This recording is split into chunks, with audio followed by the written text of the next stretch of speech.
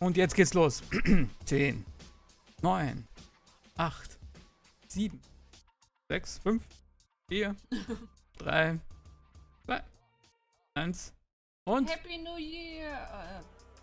the following program may contain content that some viewers find offensive and may contain flashing lights. Oh. Disco. Das sind schon wieder die komischen Untertitel an. Keiner haben. Wow. Jeff Keighley. Aber Kommen.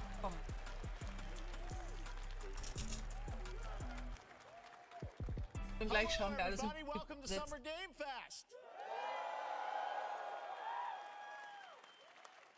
hat normale Schuhe an heute, mal so halbwegs.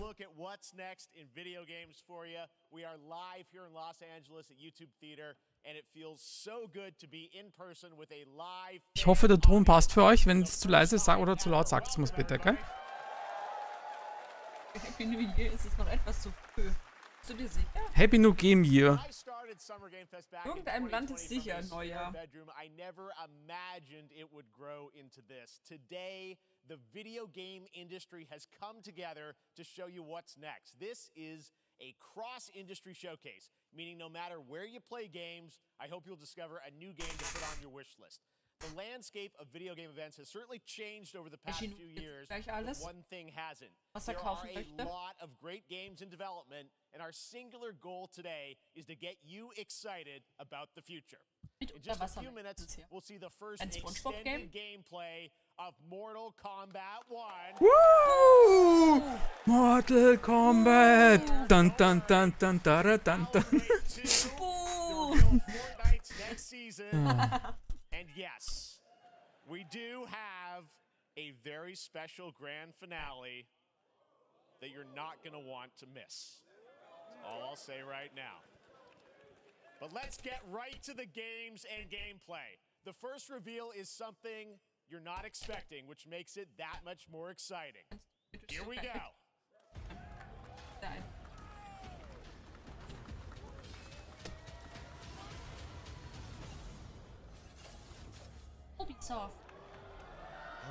Okay.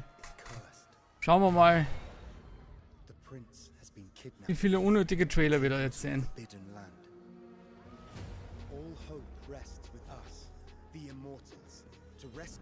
Assassin's Creed Fortnite.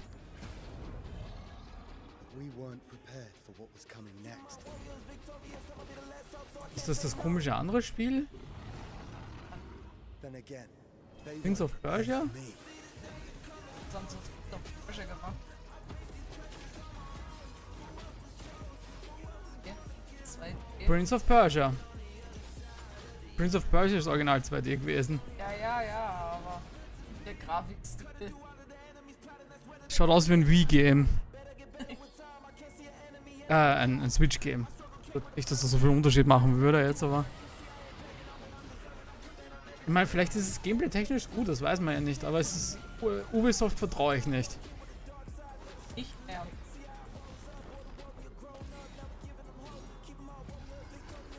Immerhin ist es ein Ingame-Trailer. Das ist schon mal mehr wert als...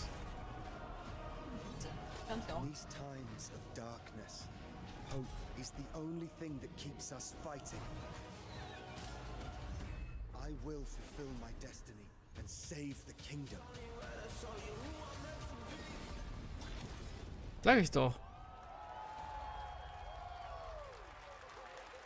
Schau, kommt doch für die Switch raus. Ja, so hat es auch ausgeschaut. Wie ein Switch-Game.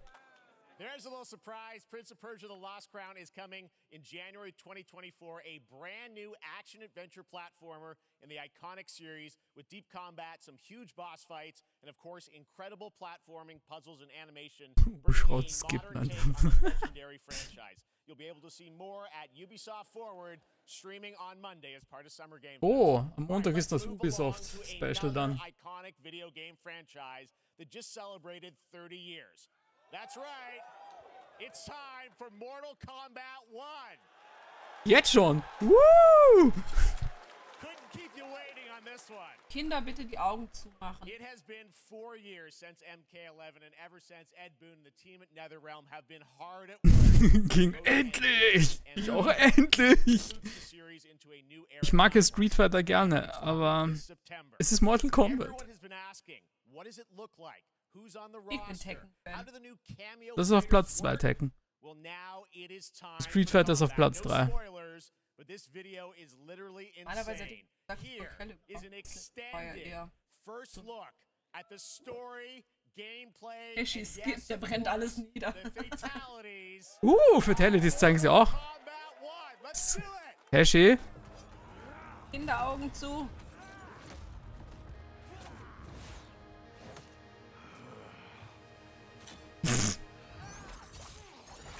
I have had enough of you. Then go before I put you down.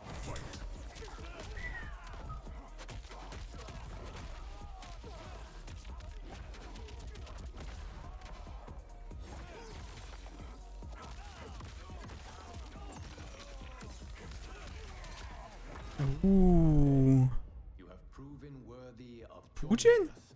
Come, there are other champions I must gather. What do you want? Oder war das Liu Kang? It's my family blade. Sento's mine, and I won't give it up without a fight. Ist das Motaro? Oder wie heißt er? Der Flamingo im Hintergrund, der Pool sieht gut aus. Oder ist das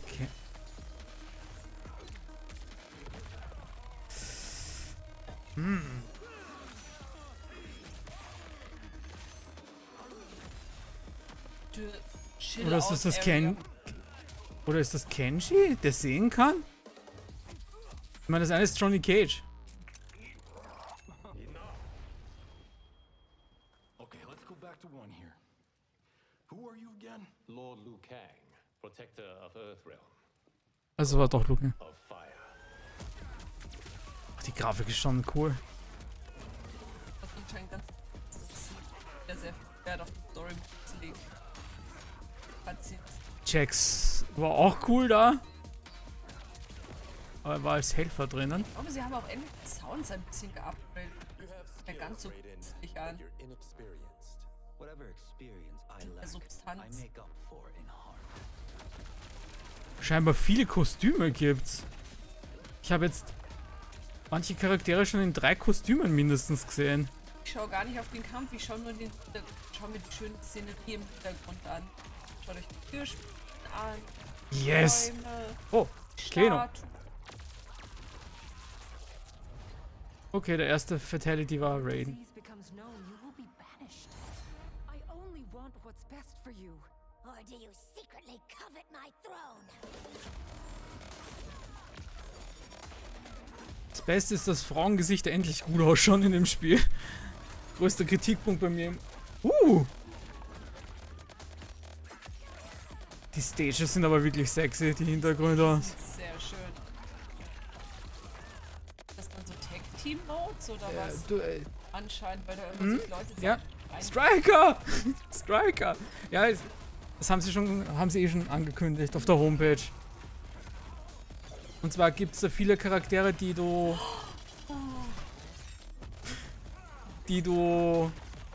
nur dort verwenden kannst als Zweitcharaktere. Die sind nicht fully okay. implemented. Nennt sich Cameos. So. Boah. Cameos nennt sich das Ganze. Es gibt sogar Jean-Claude Van Damme als Cameo, schon bestätigt. Kira schaut weg, sie ist angeekelt. Das ist so unnötig. Wenn jemand schon tot ist, warum zerstückle ich ihn noch weiter, außer er ist ein Zombie oder irgendwas? Oh, der Klassiker.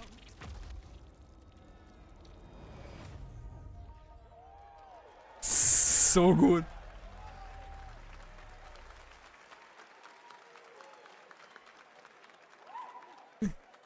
I'm happy. I mean, that was pretty good, right, guys?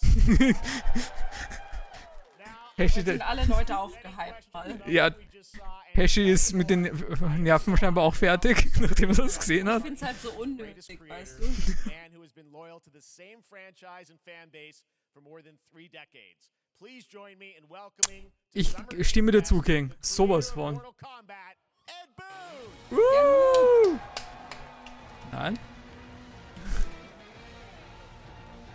Sieht auch mal gleich aus.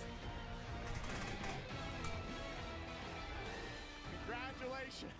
Ja, Hashtag, der hat ihm da die Wirbelsäule rausgerissen. First of all, Und das ist noch thanks to the harmlos. incredible, World premiere. We got to see all of the gameplay of MK1, and everyone just wants to know more about this because first of all, this is in a it's Hast du noch nie MK1, Mortal right? Kombat Went from gesehen? 11 Das war noch harmlos. Gibt's noch viel schlimmere Sachen. I don't know how stimmt. many people have seen the ending of Mortal Kombat 11. Liu Kang basically was kind of graduated into like, you know, a fire Gab guy, seit right? Super And he's Nintendo he Zeiten created a davor. brand new universe. And this Einer meiner universe, this is what Favorite we're Finisher going war, for because wo einer seinen Hut so am Boden wirft. Also das ist dann wie so eine Kreissäge, die am Boden ist. Und er zieht dann an den Beinen, sind so so durch den Sub-Zero durch and den Scorpion Hut are durch und er wird in der brothers Hälfte now. All durchgeschnitten. these things that were rivalries before are now Das ist allies, so and we grausam. split thing up.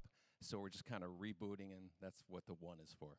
Well, it looks incredible. Everything we saw there was, in-game Gut aussehen gameplay. The tut es cinematics aber. look incredible. I know the team has been working for 4 years on this, but the thing we got to talk about are these cameos because we saw some pretty amazing stuff there. Now, so tell us, how does that work? You obviously Okay, you jetzt sort of kommen wichtige the Infos. main, character that you'll pick, and then I know you also have a separate kind of cameo menu, so you pick sort of a pair when you start the game. Yeah, normally in a fighting game, you'll see a roster basically, where you select your character. After you do that, there's a second roster of characters, which are a whole new, completely different fighters that are the cameo fighters, and these fighters actually they will join the fight.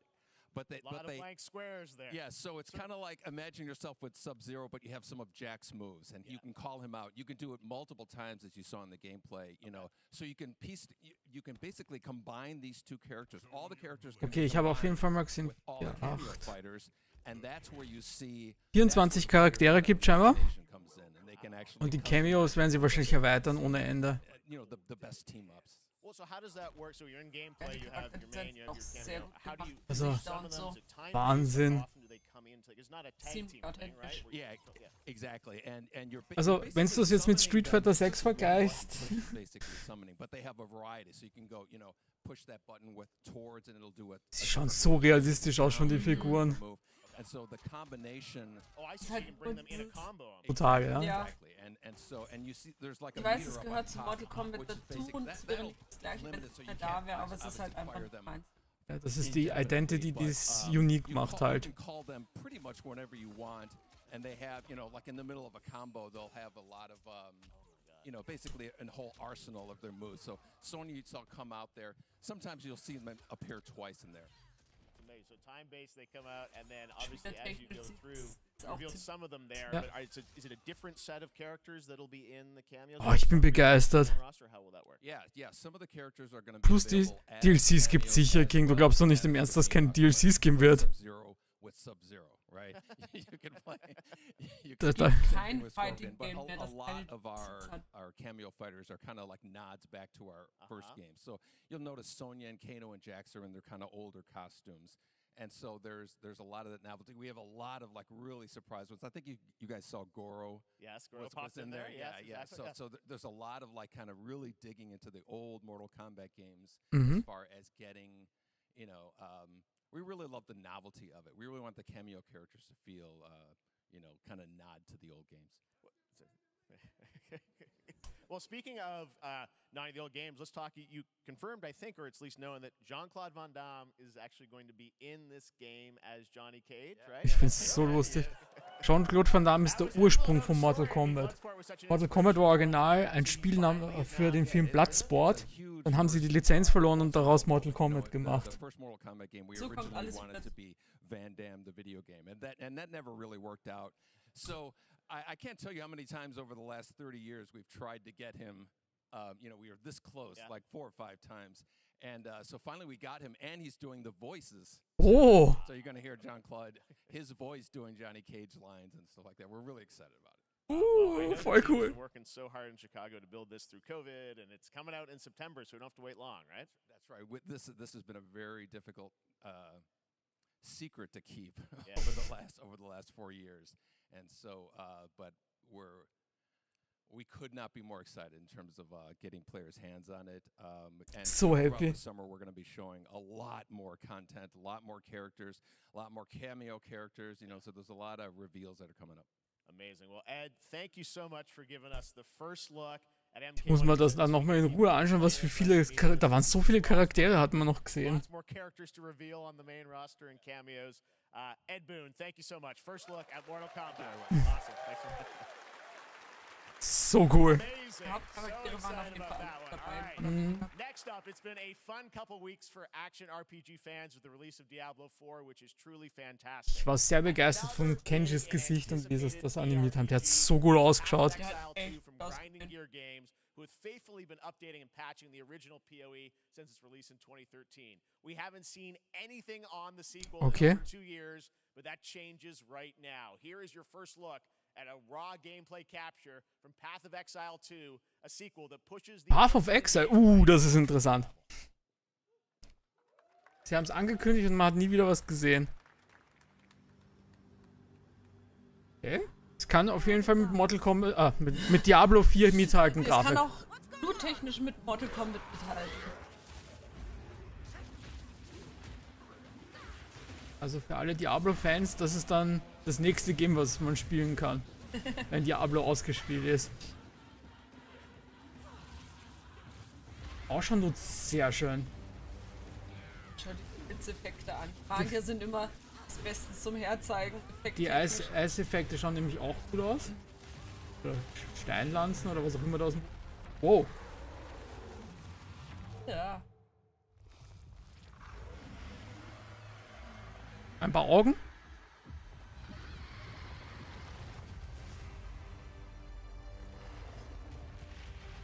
Okay. Oh. Ja, am 28. Looks amazing, and there's more coming in July. Last week marked the release of Street Fighter 6, a game we featured last year at Summer Game Fest. Well, the team at Capcom has an Ja, ist es. update. Also zumindest Path of Exile 1 war Free-to-Play. Und das war sehr gut.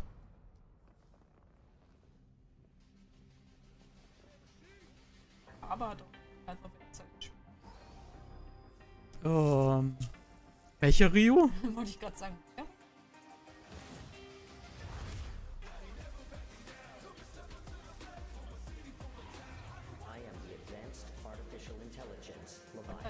Okay. Nein. Das ist das Dino-Game. Ah. Das, was ich auch kurz gespielt habe. Die Beta. Und geil. Und geil. Mecha geil. Wie cool ist das denn? Exoprimer. Collab One. Na, Exoprimer möchte ich mir dann auch anschauen, wenn es rauskommt. Am 14. Juli. Yay. Day one. Da werde ich nicht so viel Zeit haben zum Spielen wahrscheinlich die Tage, aber So it probably wasn't on your bingo card for today's show. That Street Fighter Cross Exoprimal collab will launch in the fall with the game coming out Okay. on July 14th. sehe ich wohlwollend Guess auf jeden what, Fall guys? mal. That may actually not be the craziest collaboration on the show today. Was? Check this out. Soll noch crazier werden? More powerful than imagination. We can shape the fabric of reality, transforming everything you may think you know. Dead by Daylight, Nicolas Ich Cage. wollte gerade sagen, der sieht bei mir ein bisschen wie Nicolas Cage aus. Es wurde eh schon angekündigt oder geleakt, eins von beiden. Cage is coming to Dead by Daylight in July. I mean, I don't know how these things happen, but Okay, von Nicolas Cage I muss man noch figured the Angst easiest haben. way to find out is probably to go right to the source. Was? This man's bold creative choices have earned him an Academy Award and a few memes on the internet across more than 4 decades. Ist Nicolas Cage da? Incredible films. Please join me in welcoming to Summer Game Fest, Nicolas Cage. What the f... What? Nicolas Cage. Wie cool ist das denn? Nicolas Cage. Happy to meet you. Nick, Nick, I gotta say, welcome to the video game world. Oh, wow, yeah, thank you. I'm so happy to be invited to your very, very cool club, everybody. Finally, I mean, I gotta say, this is such a crazy, unexpected nicht, ich schau's auf collaboration. I YouTube. gotta understand, how did this come about? I mean, some people be like, oh, maybe he'll show up in Fortnite, maybe he'll be in a Hideo Kojima game, but Dead by Daylight, I mean, how does this happen? Well, it's a museum of horror, right? Yes. And when I make movies, one of my favorite genres is horror. And in this, and in that genre, there's a character, a murderous Nicolas Cage ist auch ein bisschen alt geworden. Ja. And she made an appearance in this game, so that was good enough. Überleg doch mal, wie lange du schon Filme machst. Yeah, I mean, that's what's fun is you're playing one of the survivors in this game, and it's cool that, you know, it really is this museum of horror. Michael Myers, you said. Ghost Rider zu schauen. Oh Mann, der erste Ghost Rider-Film ist so lustig. Er ist trashig, aber er ist in dem, was er ist. Und ich würde ihn auch nochmal schauen. Ich glaube, ich habe ihn 2 oder 3 Mal gesehen. So zum Nebenbei schon immer wieder gut. Aber irgendwie hat dieser Film was, auch wenn er super trashig ist. Kann sich noch an Drive Angry von ihm erinnern? And in the foggy Dieser Revenge-Film, der war auch so lustig. Ja. And there's something about it that I think as a survivor Ghost Rider 2 war nicht mehr ganz so. Ich überlege gerade, wie alt Nicolas Cage jetzt gerade ist, aber ich... Älter als you're working together to pull through, and I like that. And so that was a large reason for wanting to do it as well, that feeling of 60 ist er jetzt dann. And you're fully in for this. I know we heard your voice in there, so you recorded lines for it and everything. Also, das ist er, schaut auch richtig fit und gut aus. Schau dir mal andere Leute in unserem Alter an. Always remember to dress to match your talent. I want you to know that you're with me, that we're one, that we're fused. And so it was important to me that everything I do, everything I say, from the scream to the grunt, down to the most minimal, exasperated expression of a sigh, whatever it is, it's my voice, so that we are fused. All right. Voll cool. I love it. Da werde ich fast verführt, mal wieder Dead by Daylight zu spielen. This game, as you said, is such an awesome kind of, you know, collaboration with so many different characters. For you, I mean, how did you find out about Dead by Daylight? Do you know much about the video game Somebody world? very important in my family is a Dead by Daylight enthusiast, and that really put the hook in. Ha, pun intended. Ist so schlecht und gut zugleich. It was an opportunity to branch out. I've never been invited into this space before. I'm always looking for new adventures. So this to me was like, wow, I can make a whole new audience, meet a whole new audience. And branch out and go on this Nicolas Cage ist super. I didn't say it took me nothing but a split second to say yes. Split. Ich weiß, es ist euch noch nicht aufgefallen, er baut die ganze Zeit seine Filmtitel ein. Durchgehend. Was that every move you make when you're doing this, when you're in the gaming space, it's timed down to the split second. It's a very immersive experience when you're acting out in this space because every move, every grunt, every sigh you make wie hat der geheißen? with the gamer's moves. Mir fällt er gerade auch nicht ein. I'm always looking to learn something. Well, Der Italian Job? in the video game world. We want to see Nick Cage in more games. Thank you. Thanks, guys. Nicolas Cage, woo! Thank you so much. Hopefully the first time. Das ist so cool. Great to see you, man. Awesome. There you go. Lock it in. Schafft doch immer wieder nur Jeff Keighley, die alle ranzuziehen. Who want to play Nick Cage in Dead by Daylight? The chapter officially comes out on July 25th on PC and console, but PC players can try it earlier by downloading the player test build on July 5th. And here's an exclusive first look at Nicolas Cage in Dead by Daylight. Wir sehen ihn auch in-game gleich. Als Horrormonster oder als spielbarer Charakter? Spielbarer Charakter. Ja, man muss ja fragen, gell?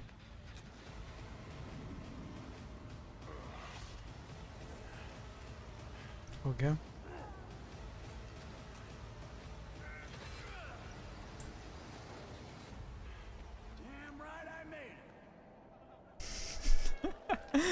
Das ist so lustig. So lustig, dass sich Dead by Daylight so gut haltet, vor allem.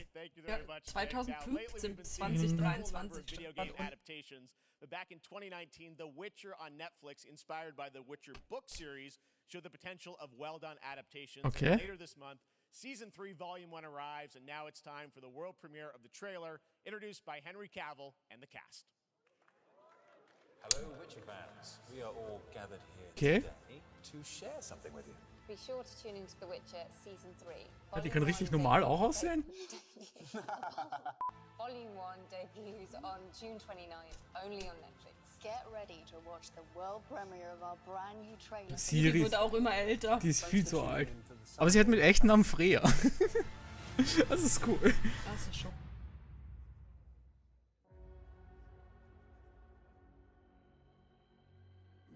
Die letzte Season mit Henry Cavill. Chabuff. Ah, nur noch 60 Sekunden. Ja, sagt mal was.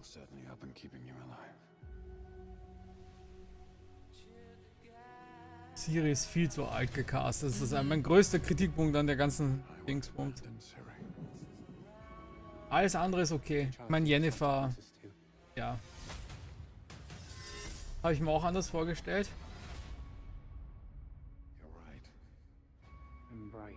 Well, that's deeply worrying.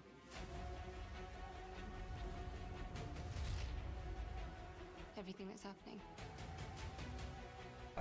It's all connected. And she's at the center of it. Sie ist trotzdem viel zu alt. In den Büchern ist sie 12 oder sowas. Ich glaube später dann ein bisschen älter, aber sie hat da, wo sie gerade ihre Ausbildung macht. Zum ersten Mal und so. Hier schaut sie aus wie 20 aber ja, plus. so 10 hätte ich sie da damals. Ich weiß nicht, ob sie irgendwann mal so. Hier schaut sie auf jeden Fall erwachsen aus.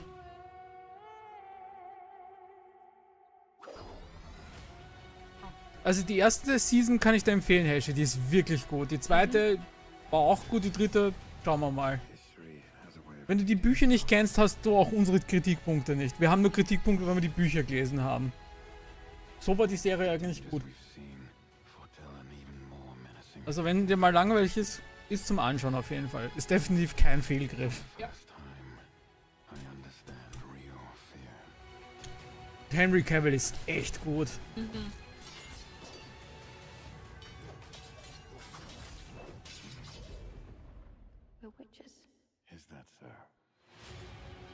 Er macht es da perfekt. Ja. Ich war so skeptisch am Anfang und er war so gut.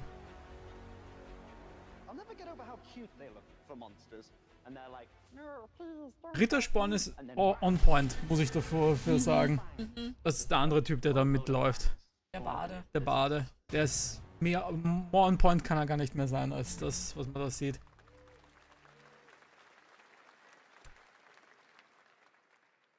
Okay, Epic Games Store.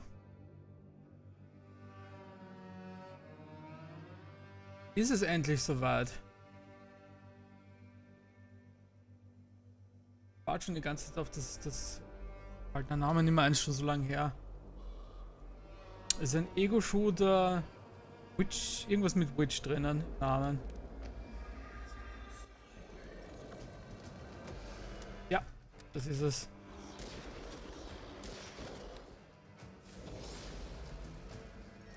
Witch Hunt. Heißt nur anders. Ah, okay. Beginnt's, okay. Das warte ich schon relativ lange, das hat so gut ausgesehen. Die ersten Trailern, aber das ist jetzt schon 2 Jahre her, dass sie das angekündigt haben. Das ist nämlich genau mein Setting. Witchfire, das war's. Early Access, 20. September.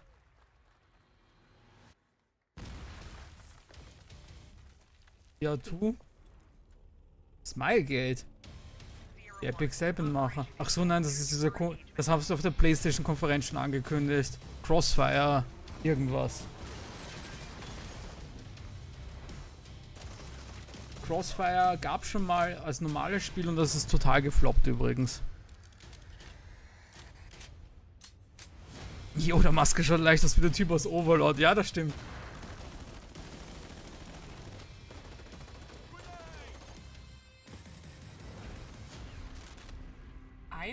Oder wer? Overlord.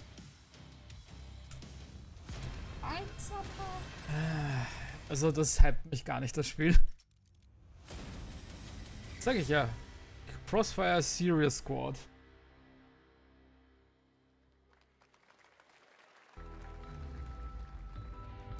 Jetzt kommt Werbung. Wenn Werbung kommt, hole ich mir auch kurz das bisschen, was ich essen darf, zum Essen. Ich komme gleich wieder.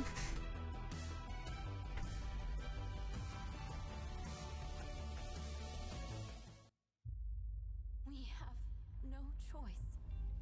The root will destroy everything. For all time. Kann Werbung oder ein Trailer sein? Eins von Toms Lieblingsspiel.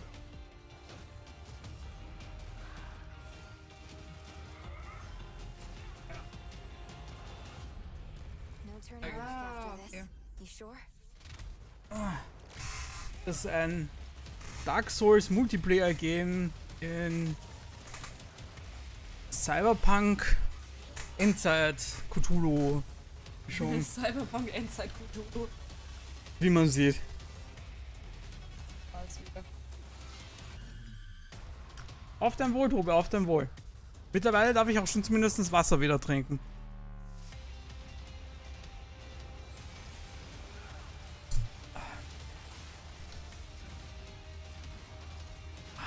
Auf das freue ich mich schon.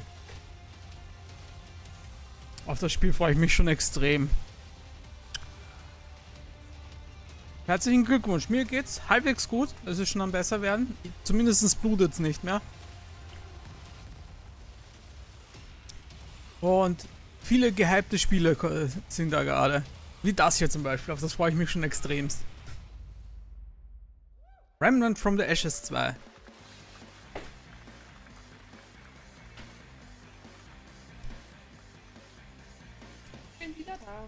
All right, we have much more Summer Game Fest to come, including a first look at the gameplay of Alan Wake 2, the world premiere of the new season of Fortnite, Call of Duty Season 4, and maybe a few more surprises. A few more surprises? Today's reveals, use the hashtag gaming on TikTok Sind wir eingesperrt oder habt ihr da ums Eck? everyone co-streaming the show live on TikTok, Twitch, YouTube, Warum nun wieder? For those of you on Twitch, we also have a special Warframe Twitch drop, a free Steinax Warframe for watching more than 30 minutes of the show.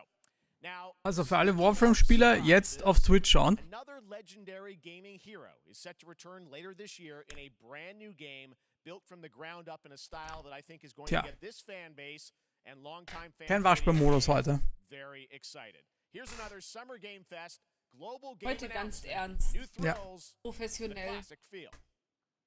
Kommt jetzt? Sonic? Sonic. Ah, neues Sonic?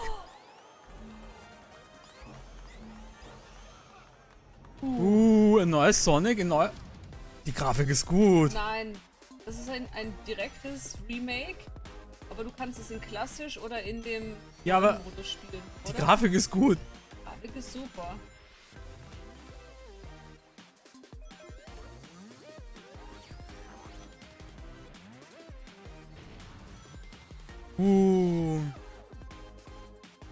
Sonic, Tails, Knuckles, Amy.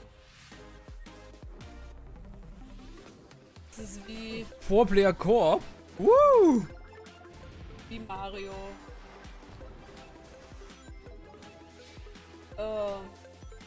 Hidden Fishies. Das ist doch ein neues Game.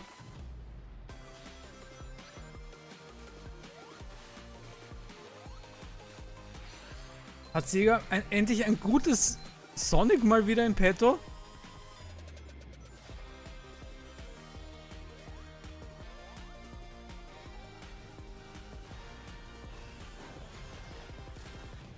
Nice. Sonic Superstars. Yes. Woo. Sign up von Exclusive Amy Skin. Coming Fall 23. Was war das für ein Teaser für einen Charakter oder Bösewicht? How about that? A new standard for 2D classic Sonic that's bound to appeal to new and legacy fans alike. Tschüss. This past April, Honkai Star Rail launched, and as you're about to Sonic, see, wo the muss ich game is Honkai an Star Rail? exciting new character to space fantasy RPGs. However, we don't just have a new peak for current players, but also for those awaiting the game's release on PlayStation. Take a look. Oha. Oha. I wish this universe had a few more things to do. Don't you get bored running across the map every day? Ja.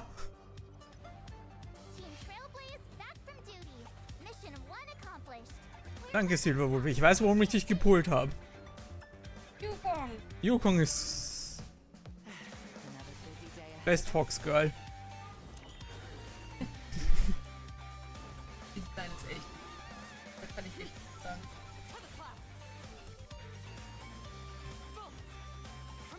Charaktere.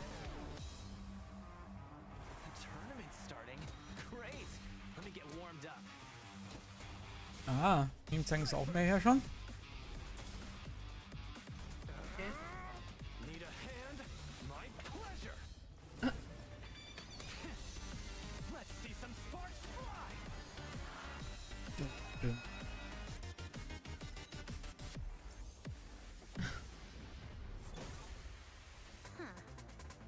Never mind, I miscalculated. Can you let me have some fun this time? Codename PS5. Time for a buzz. Userband. Ist immer wieder lustig. Oh. Viertes Quartal 23. Das wird manche sicher nicht hören. Later this year on PlayStation. All right, inspired by the story of Pinocchio, Lies of P is a Soulsborne. Oh, Lies of Pi. Oh. Ein guter Hit. Nach dem anderen. Nicht mit Konsolen und Mobile-Player, wir brauchen mehr Freiheit. Mehr Freiheit für die Teekanne. Lies of Pi ist so gut. Vielleicht kriege ich Kira dazu, das zu spielen. Wahrscheinlich nicht. Interessant sah es aus. Auf jeden Fall.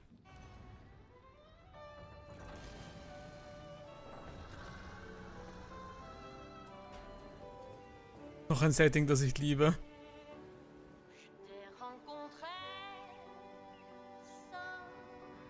Willkommen in Fontaine.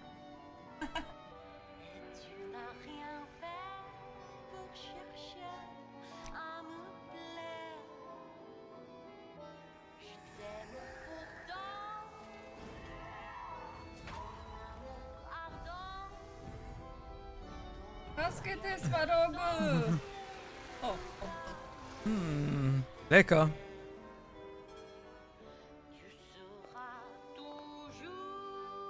Coole Haarfarbe. Ich weiß schon, wer viel gecosplayt werden wird.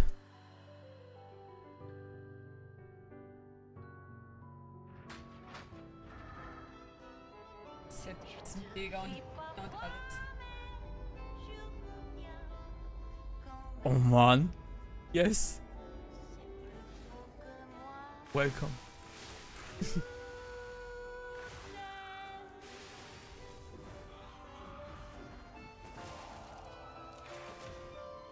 Oh, Regenschirmwaffen. Wow. Hi, Rote. So gut. Listen, pal. Nice landing, but let's not make it a habit. Release date? 19. September. Woo! Play Demo now. Okay. Okay. Auf Steam. Kannst gleich runterladen. Im Hintergrund. Pokerlores. Oh. Warte noch. Bitte MiHoYo noch ein Trailer zu Fontaine. Manga? This is one of those games that I feel lucky we get to reveal for the first time here at Summer Game Fest. And I think you'll be pretty hyped once you see the gameplay all built and Dragon Ball Fighters 2. Here we go.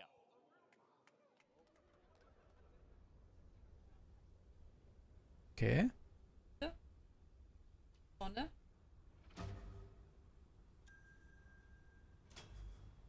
Noch kann ich nicht sagen, welche Anime es ist.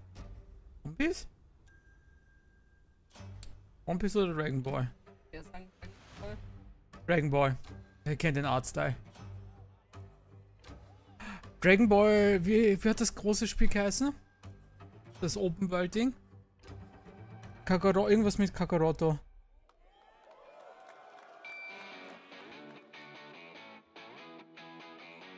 Aber wie heißt der Manga? Ah. Ah, da ist der Manga. Das ist nicht Dragon Ball. Ja. einer seiner anderen Mangas.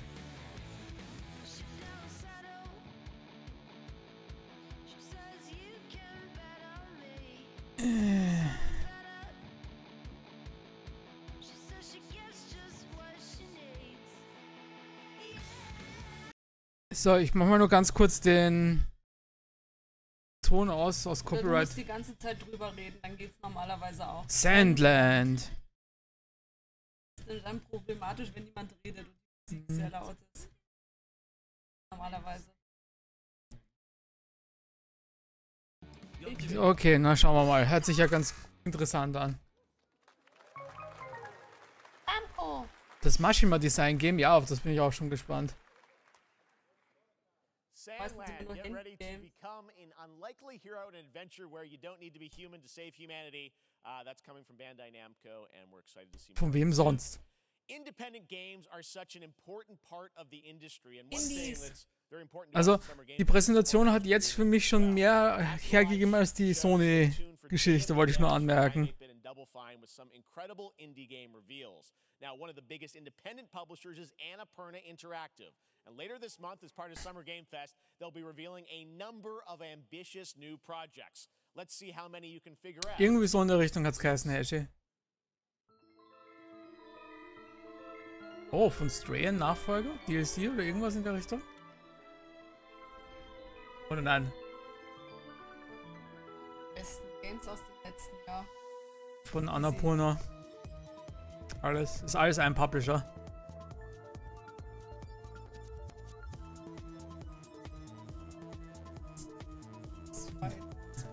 Ja, das war auch gut. Das ist im Moment der größte Indie-Publisher, den es gibt, nämlich.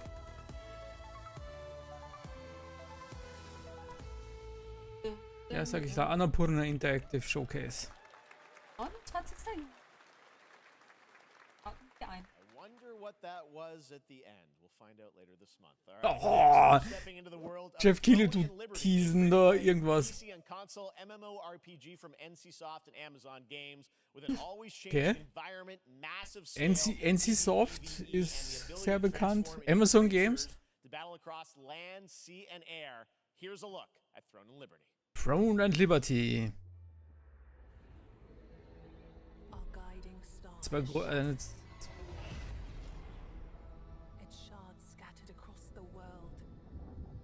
Ein Standard High Fantasy. hat man schon lange nicht mehr. Wirklich sogar. Ja, deswegen sage ich ja.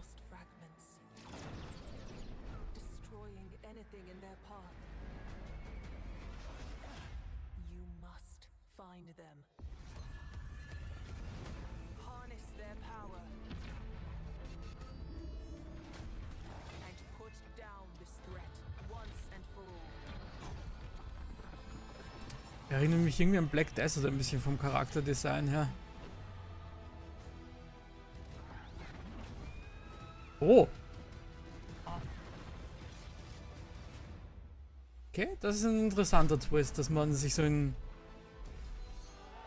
Tiere verwandeln kann. Da zeigt mal ein bisschen in-game auch. Ah.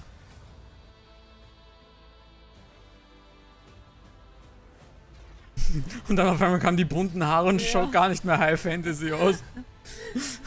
Ich meine, es schaut nicht schlecht aus, muss ich jetzt sagen, auf den ersten Blick. Das mit den Tieren verwandt. Die High Mobility ist interessant für ein MMO, muss ich sagen. Das ist etwas, wo ich dann bei Waves sehr gespannt bin, wie das alles funktioniert. Das sah ja mega aus. Ja gut, das ist aber kein der Unterschied, das ist ein richtiges MMO Nee, das angeblich. ist ein MMO, ja. Deswegen ist das so.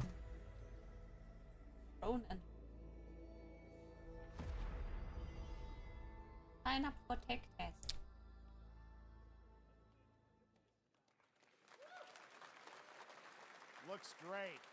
Ich glaube, Hashi Blue Protocol können sie in die Tonne treten. Das ist in Japan, kam es bis jetzt nicht sehr gut an und ich glaube nicht, dass sie ewig lang Support dafür machen werden. One of them is the free-to-play medieval fantasy sword fighting game Warhaven from Nexon, which lets you transform into supernatural immortals. Here's a new look. Okay.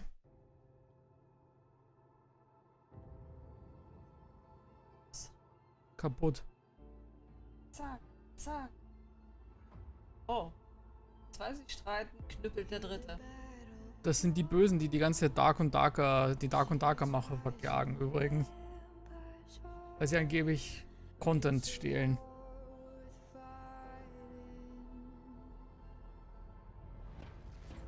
Und ich glaube, das ist das Gaming, um das es geht. Vielleicht? Nein, doch nicht. Okay, da schaut man einfach noch Hack and Slay Chaoten. Chaotisch irgendwas aus. Frage, sind das NPCs oder echte Spieler? Die Pünktchen. Da gibt es Leute mit roten, welche mit blauen, welche mit grünen. Leute, das einfach was vereinheiten lassen? Oder das Gegner und Spieler? Sind echte Spieler NPCs? Ich weiß es nicht. Ich glaube, die ganz kleinen Einheiten. Ja, da sind ja ein paar Leute mit Namen. Genau.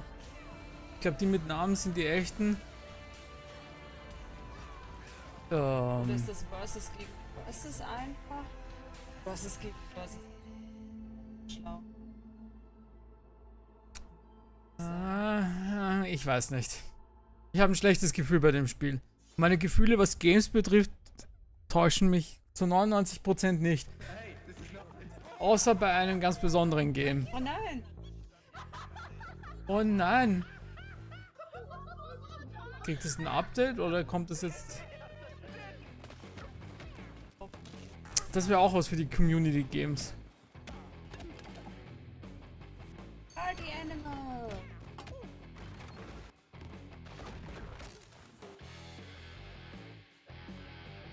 Actual Gameplay Footage.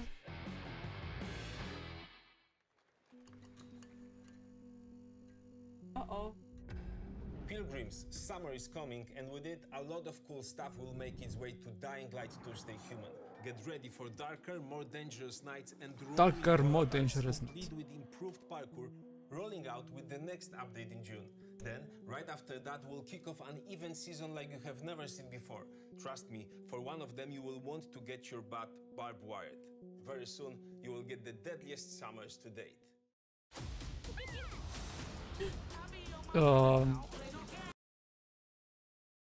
Hallo.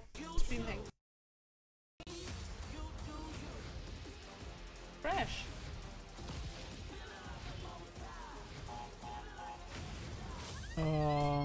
Das ist kein Spiel für mich.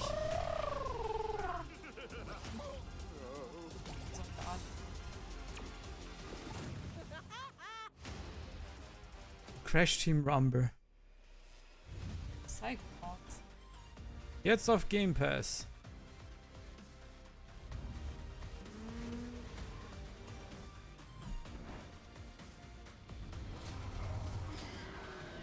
Okay, wir sind gerade im Werbeblock übrigens für alle, die es nicht bekommen haben. Jetzt direkt auf dem Fernseher.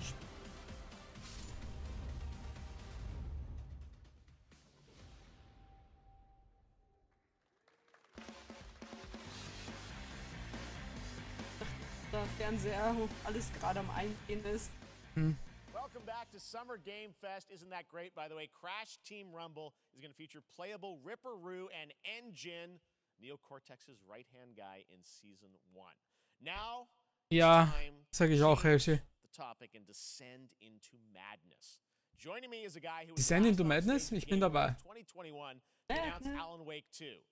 Alan Wake! Woo! Das Spiel werde ich garantiert streamen übrigens, also...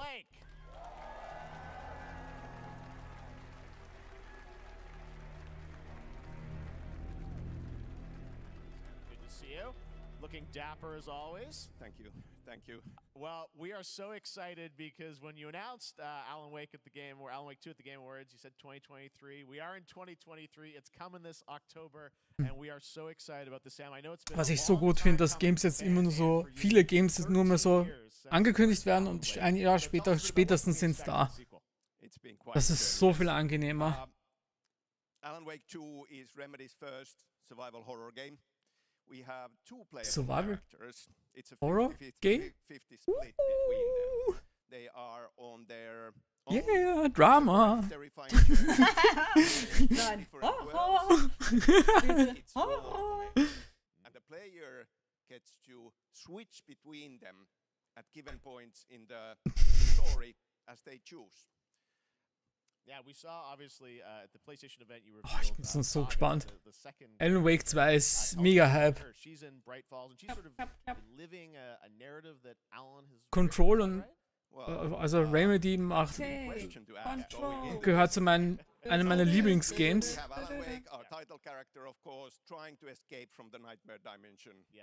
Und Alan Wake 1 Remake war auch sehr, sehr gut, aber es war halt ein Remake und sehr alt schon.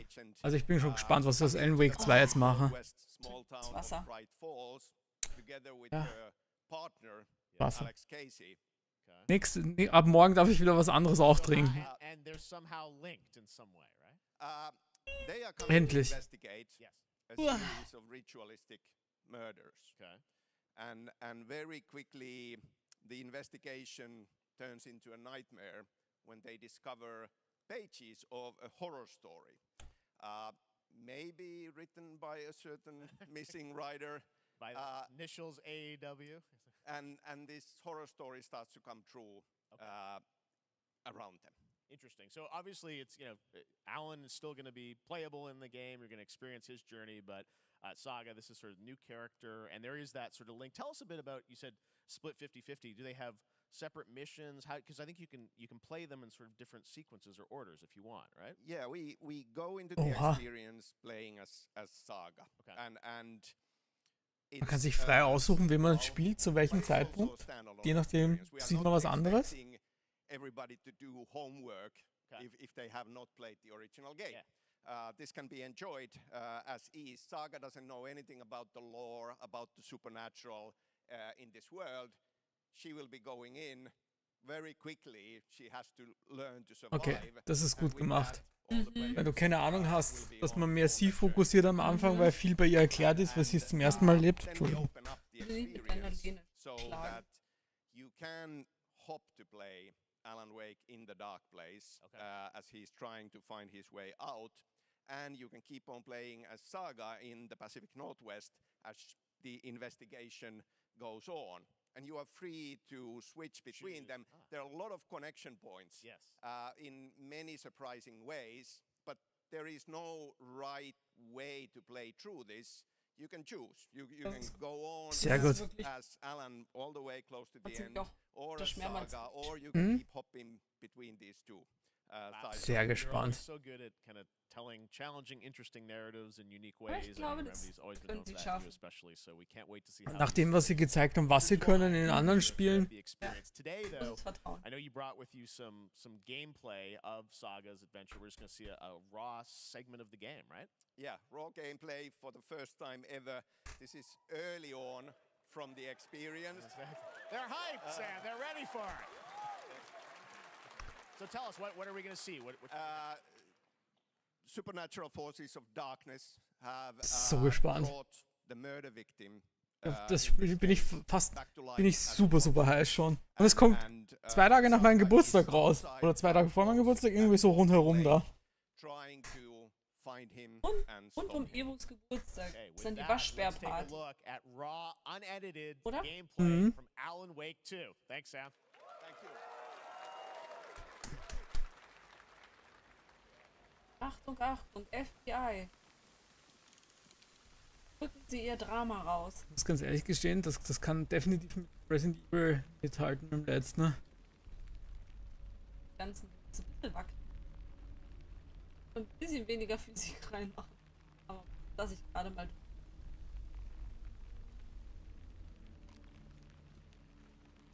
Das ist gemacht, damit es unheimlicher wirkt. Weil du überall was Bewegendes siehst. Okay.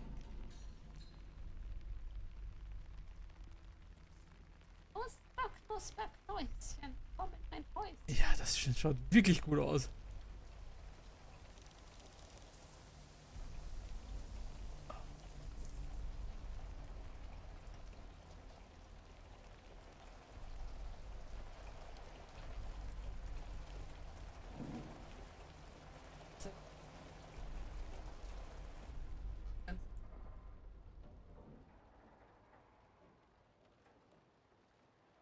Nice. Wow, oh mein Gott. Sehr gut. Oh Mann, das wird so ein gutes Oktoberspiel werden.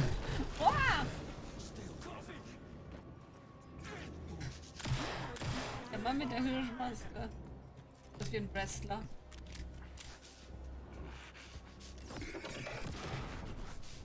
Ups.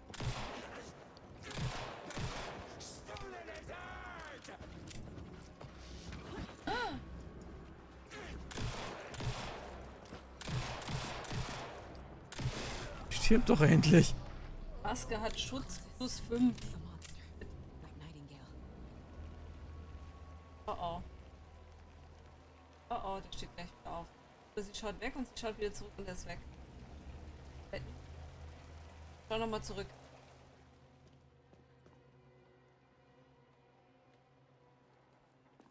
Dun, dun, dun, dun, dun. Oh mein Gott, schau dich doch um nach rechts und nach links. Geh da nicht einfach rein. Ich sehe eine Waffe. Oh. Ein Herz. Ein tätowiertes Herz. Okay. Ich sehe gleich volle Hosen. Oh ja. Sicher so ein Objekt. I'm glad you're on this case with me, Anderson. Killer left a message. It's for us. We were all trapped in a horror story. The horror story wanted us dead. Trailer damals. There's something I'm forgetting. Something important. Something's not right. Sag ich doch, 2 Tage nach meinem Geburtstag. Time coming, but Alan Wake 2 looks incredible. Thank you to Sam and Remedy for that first look at gameplay. Now let's get a first look at the co-op campaign. Du musst aber aufstehen, damit du die dann sehen kannst. We're facing a Tyranid splinter fleet. Warhammer? They engaged us on 2 planets, Avarax and Kadaku. I'll be straight with you, Titus. I have my reservations about your reinstatement. There could be questions. Oh, anmalen. No, Captain. Nicht Mortal Kombat? Ich habe gedacht, du hast das ganz toll gefunden mit dem Rausreißen von der Wirbelsäule. Ah, ein Third-Person Warhammer?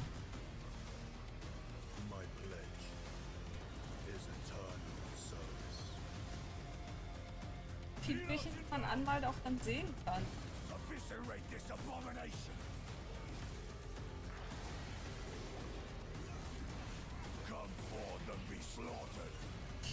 Never retreat.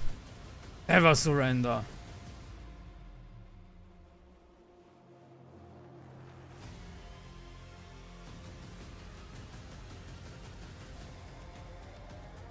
Open the gates. Halbwehr. Okay. I'm intrigued.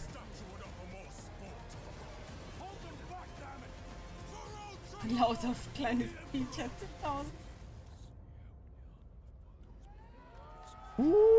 Ja. Ja, war super. Mein Essen konnte ich dadurch wiedersehen. Ich wusste nicht, dass die Wirbelsäule aus deinem Essen besteht. Okay. Ein Hardcut zu einem anderen Grafikstyle. Da. Nimm deine und dein Zeug. Da war ein Kopf auch mit dabei. Oh, meine Kiste.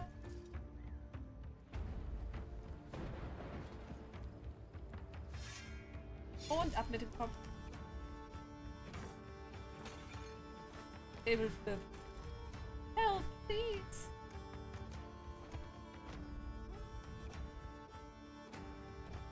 My potatoes. Meine Kartoffeln. Meine Kartoffeln. King Simulator oder was? Ich muss sagen, ich bin jetzt nicht so uninteressiert an dem Spiel. So als Indie-Game, wenn es in Game Pass oder so gratis dabei ist, würde ich das ausprobieren. Vielleicht sogar.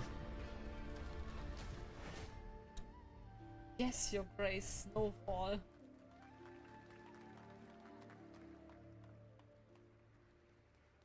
Xbox, also kommt es dann wahrscheinlich in Game Pass auch. Snowfall. Now it is time for another global game announcement, and this one comes from the minds of Saber Interactive, Focus Entertainment, and yes, horror master John Carpenter. It's a brand new world, a brand new story. Horror? Looks like a heck of a lot of fun. Check this out. Horror? Hallo, hallo, ich bin da. Horror!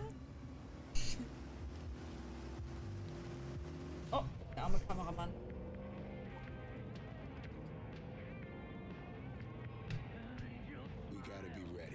Es schaut schon nach John Carpenter aus, wollte ich anmerken.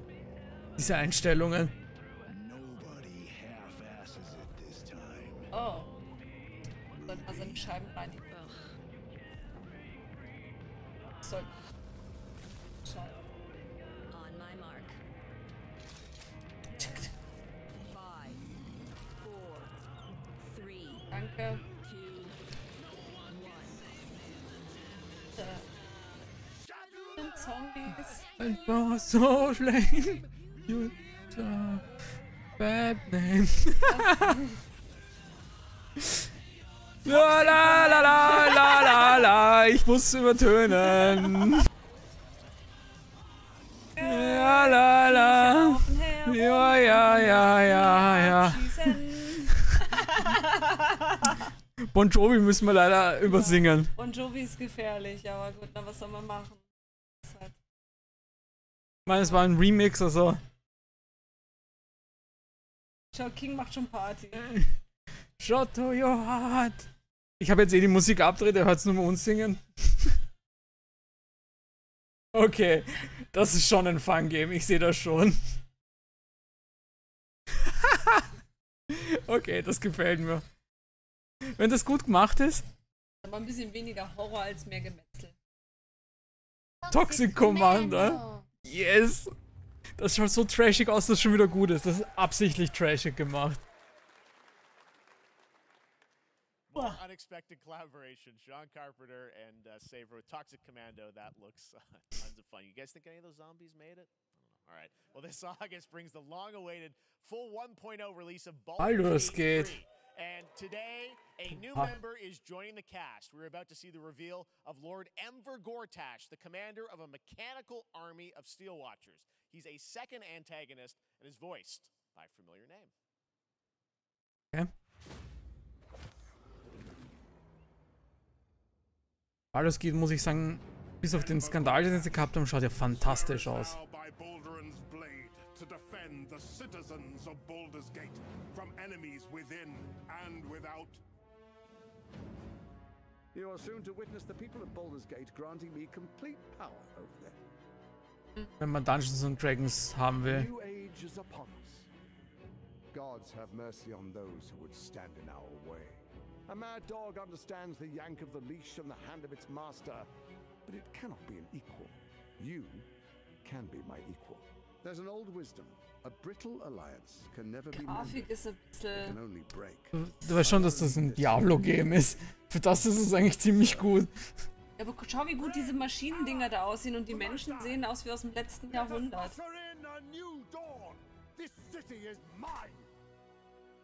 I'm not ready to call you anything.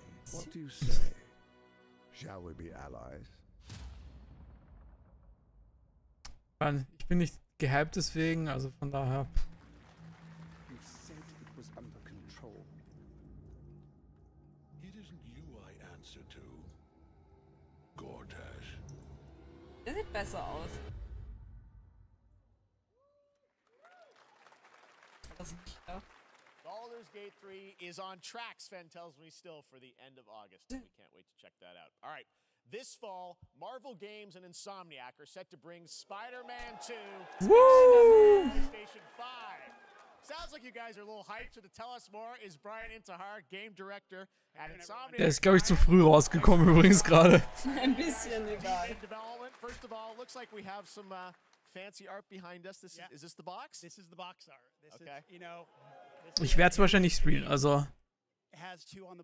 Also wer es sich nicht selber kaufen möchte, einfach reinschauen. Genau, wer es nicht kaufen möchte, der könnte es dann bei mir zuschauen auf jeden Fall. We're so excited about this experience that you guys are doing with these sort of two characters. We saw some great gameplay at the PlayStation Showcase, but I want to talk about the two villains, I think, in the game. There may be more. There are more. There are more out there. Two main ones, but we have some new art to show of.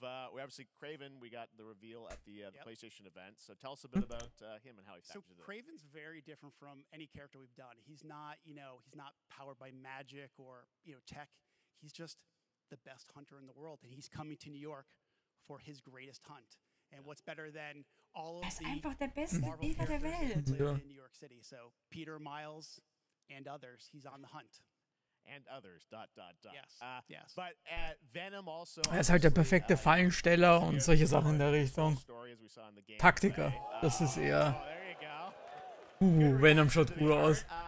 I'm glad you're happy. I don't know how much you're going to tell us about Venom. Is this, can you tell us this is an Osborn Venom? Can you tell us what's the origin of Eddie Brock Venom? Or? It is not Eddie Brock. Okay. It is not Eddie Brock. Okay.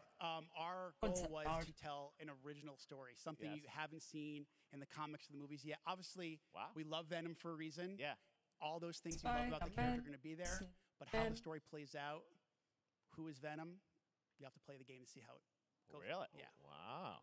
Okay, there's a bit of a tease. Now, obviously, the symbiote is a big part of the gameplay, and one of the things I think we were all struck with the footage that you showed at the PlayStation Showcase was, how that is going to really impact the gamelplay when you're playing as, Peter. So tell us a bit about that. And ja, irgendwas sowas in der Richtung habe ich gehört, aber ich verfolge die Marvel-Filme jetzt nicht mehr ganz so, muss ich ganz ehrlich, also alles so rund um die. Die ersten zwei Peter's moves in that gameplay reveal.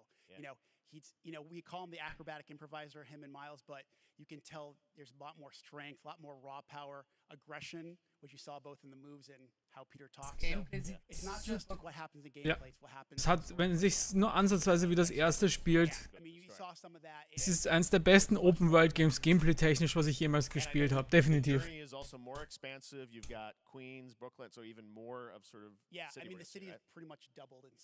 Oh, doppelt so groß die Stadt? Wow. Und die Stadt war schon groß im ersten Teil. Hugely ambitious game you guys have been building over the past few years. We saw at the PlayStation event, it said at the end, fall 2023. And I think, we're like getting close to that. Ja, der erste Venom war sehr lustig. Kira hat ihn nicht gesehen, ich schon. Ich habe ihn lustig gefunden, auf jeden Fall. I know you like exclusives. Yes.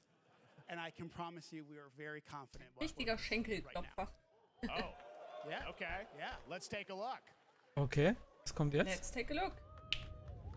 Spider-Man. Venom-Man.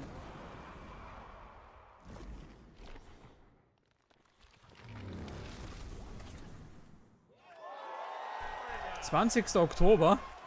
Nein! Viel Spaß im Oktober. Nein! Schau, sie wollen dir halt viele Geburtstagsgeschenke machen. Wrapping up the game, but we'll check it out in October. Thanks, Brian. Wissen wir eigentlich schon was über The Dark Pictures Anthology Part 2? Nein, wissen wir noch gar nichts. Darauf warte ich noch so Richtung. Was? Multiplayer Open World Survival Game? Pokémon mit Guns? Was? Was? Da waren so viele Sachen dabei, die nicht zusammengehören. Which recreates the mythical folk tales from Korea's Joseon dynasty and some huge bosses too. Ein koreanisches Pokémon mit Waffen, MMO. Ich bin aber wirklich ein bisschen. Ein bisschen? Autsch. Wow. Wow. Wow. Oh mein Gott. What?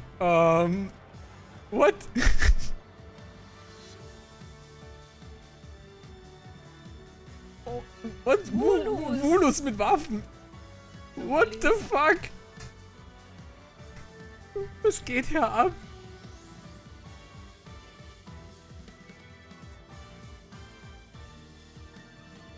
I'm intrigued and interested.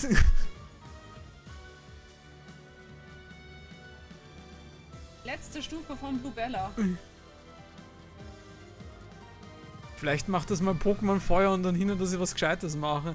Weil das schaut nicht schlecht aus, wollte ich anmerken. Ja. Oh nein, nicht Pearl Abyss. Ich weiß schon, was kommt. Ah.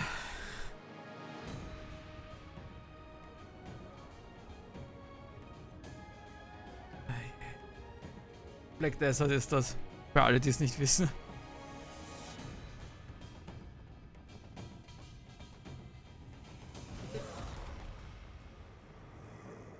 Das ist Ganondorf. In einer neuen Form.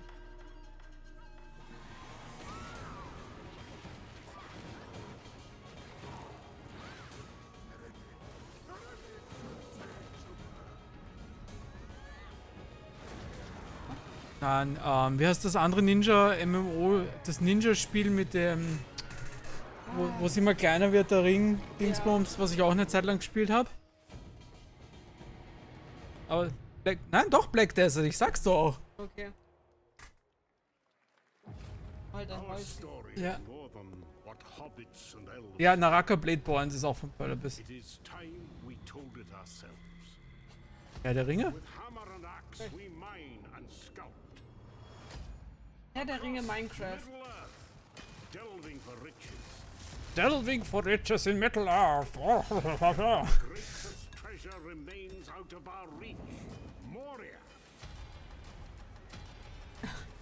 oh. Ein Spiel für Flynn?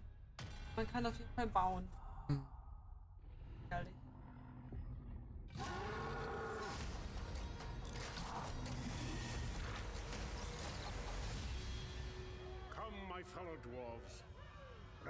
Das schaut nicht gut aus.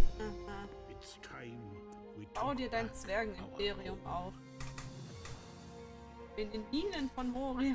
Return to Moria. Sollten mit den Herr der Ringe Games vielleicht ein bisschen vorsichtig sein zurzeit. Einfach Minecraft. Minecraft. Ich bleibe bei ja, das hat wirklich interessant ausgeschaut. Ja. Das war grafikmäßig auch nicht so schlecht, nämlich also. Wenn man das dann wirklich mit anderen Leuten zusammenspielen kann, so.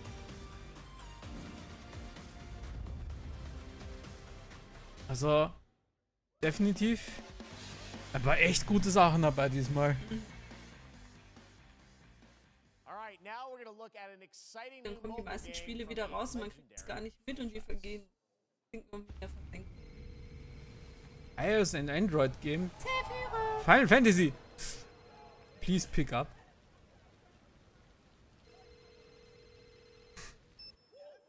Was?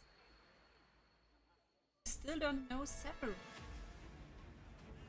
Ah! Das andere Game, was sie angekündigt haben, wo man alles von Final Fantasy spielen kann. Haben sie ja gesagt, kommt irgendwann. Ja. Also nicht nur Final Fantasy 7, sondern alle Final Fantasies.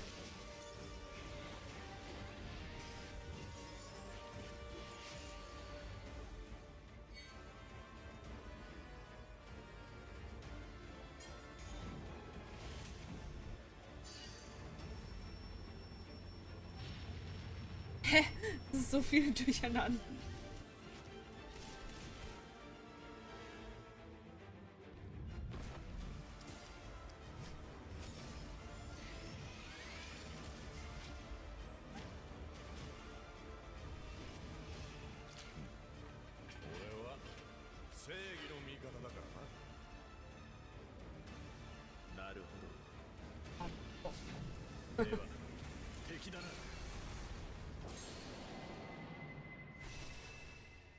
Ja, Ever Crisis.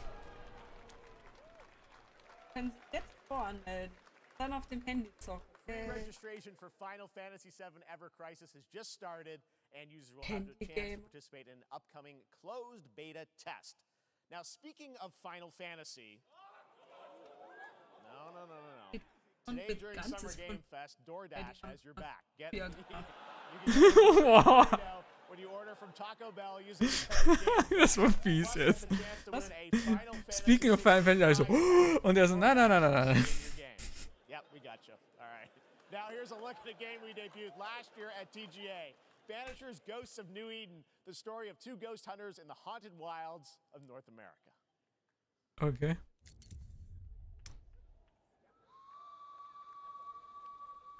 Hallo.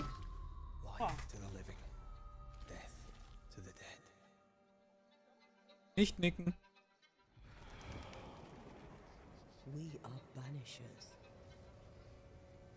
We end suffering for those who live. Geister.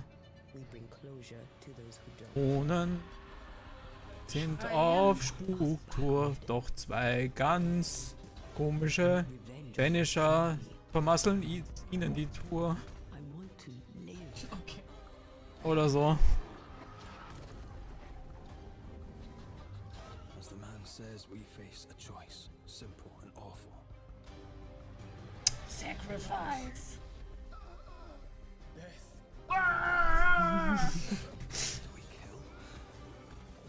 Schaut nach Gameplay-technisch schaut es irgendwie nach God of War aus. Dazwischen. Bitte erinnere ich mich daran. Ich weiß nicht, das hat mich damals schon nicht überzeugt und überzeugt mich noch immer nicht.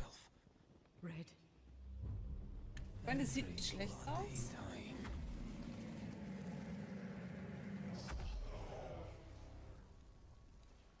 Ich weiß es nicht.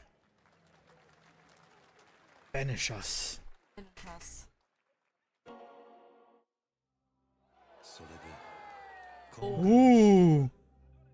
Das nächste Game für mich. Man hat das schon nur am Profil, dieses Seitenprofil gesehen.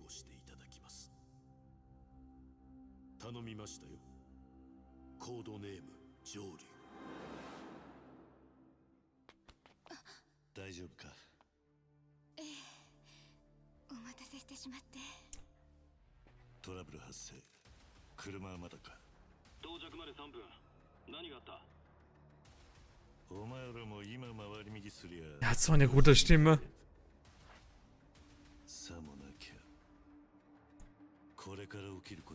Und jetzt kriegen sie ein paar gleich auf die Fresse. Ich sehe da schon. Yeah. Dann.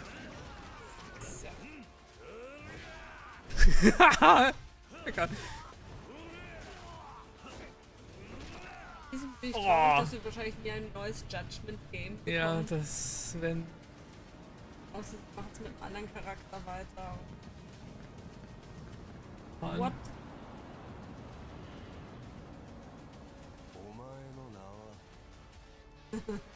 Oh.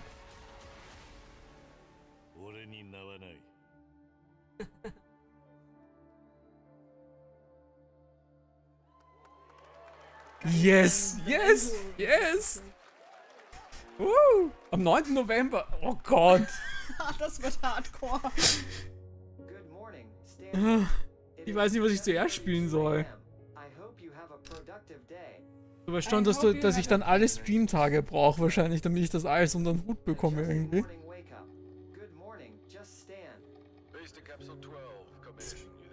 Ja. Und dann soll ich meine Spiele spielen? Weiß ich nicht. Boah. Aber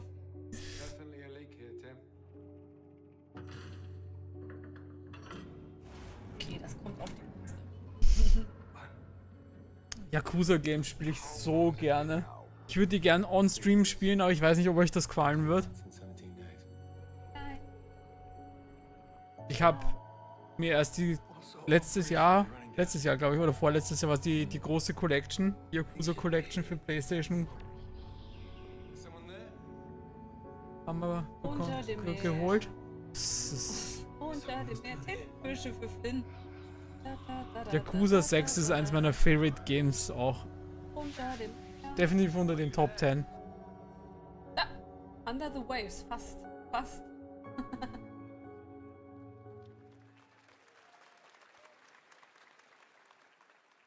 It's a beautiful new game, Under the Waves, and today, incidentally, is World Ocean Day. Fun fact. All right. Next, World Ocean Day ist heute. Well, there's a new Call of Duty coming this fall. Buh! First ever look at Season 4 of Modern Warfare 2 Warzone launching next week. Here's your first look. Nicht? Probier Kiwami 2. So gut. Esche, so gut Kiwami 2. Wirklich, wirklich gut. And an abandoned zoo. Yep. It's all happening. Ja. Check it out. Here you go. Waschbär hat die ganze Augen zu. Warum ist mein Waschbär überhaupt aktiv? Wer hat denn den aktiviert? Keine Ahnung, ich nicht. Irgendwer Punkte eingelöst? Das sieht die ganze Zeit so aus, als würdest du schlafen. Schon mal überlegt, kann man stellt wenn dein Monitor so ist? Wenn ich gerade sitzen würde, dann wäre das nicht so. Ja, du darfst nicht so schlunzen vorm PC. Hatte die Punkte drüber dafür. Ah, Hashi war's.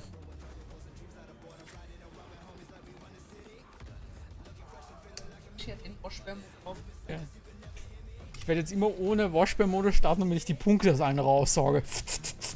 Eigentlich will ich nur, dass Engelchen ihre Punkte nicht zusammenbekommt. Wegen dem Barbie-Game. Wegen dem Barbie-Game.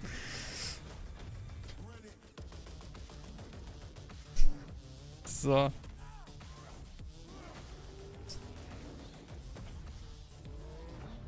Was besser?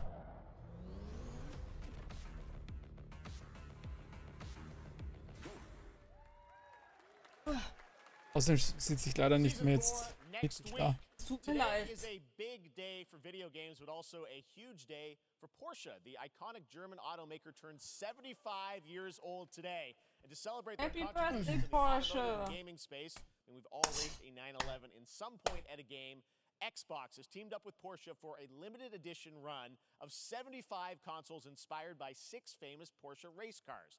And I'm thrilled to debut the first design here today, inspired by the Porsche 963 that's racing this weekend at the 100th running of Was wir unbedingt brauchen. Let's take a look. Super limitierte Xboxen. Abo ist abgelaufen. Freund noch. Sind wir jetzt noch. Voll bei uns.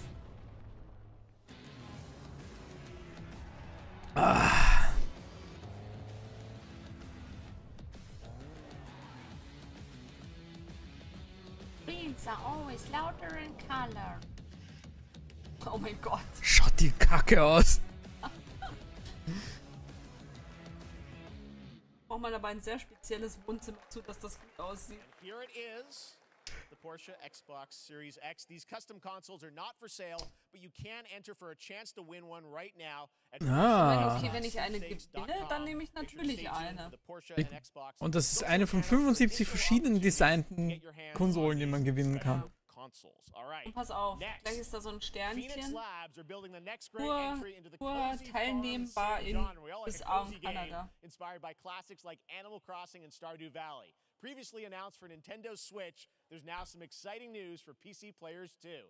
Let's take a look at Fate Farm. Oh, das ist aber friend. Life in Azoria's been treating me well. Naja. So quickly. Sieht verbaut aus. Before I know it, they turn into seasons. It's been a breath of fresh air. Die Wolke. Die Wolke ist. I think we have a way to get cozy and settle in. But there's something more I've been itching to explore. Die kann dann in der Ecke schimmeln.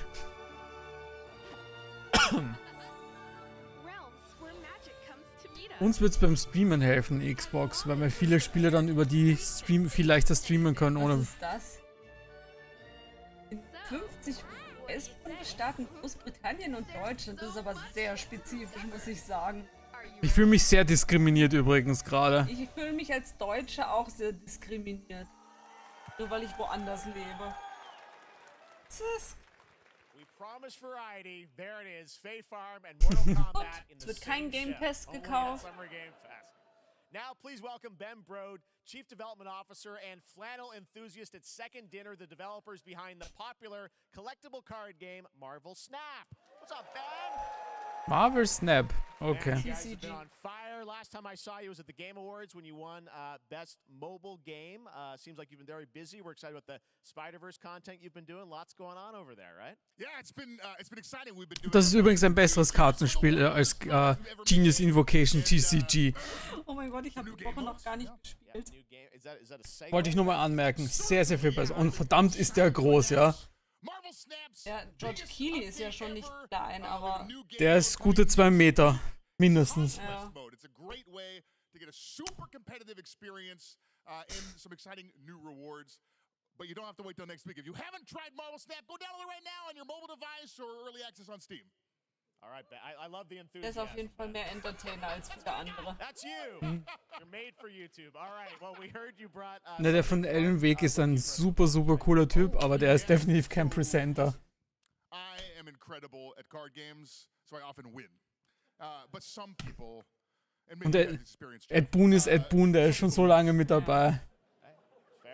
And I like to think it's Also, because they suck. No, der weiß, was er tut und wie er sich präsentiert, der ist einfach er selbst.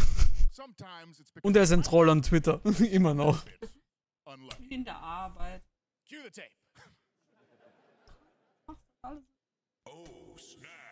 Oh, snap! Okay, I don't have an ideal hand of cards here, but that's fine. Was macht ProCD hier? In future turns. Anyway, let's reveal the first location. Lamuntis 1. Each player destroys their deck. Okay, I guess I will work with what I have. I'll play Medusa on location number 2. She gets +2 power.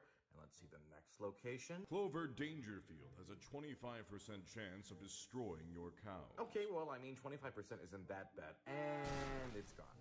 Okay, well, I have some powerful cards in my hand, so I can just wait. Let's see the next location. The Big Barn. Players cannot play 4, 5, or 6 cost cows.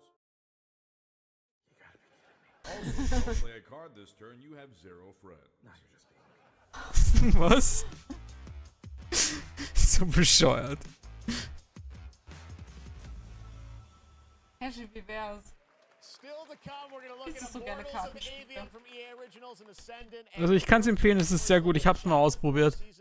Aber ich habe keine Zeit für das, da muss man viel Zeit rein investieren. Also, hey, das ist das Richtige für dich. Du musst halt Marvel. Es ist kein Anime-Game, es ist Marvel. Das ist das Problem.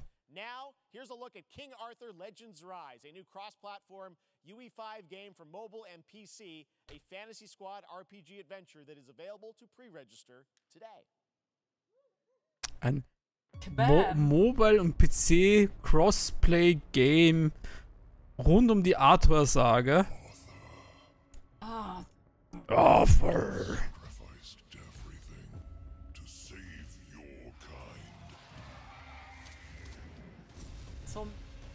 Okay, also im Prinzip ist es ein Genshin-Honkai-Game mal.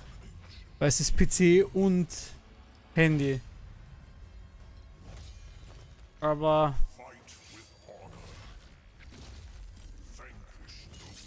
Fight with honor.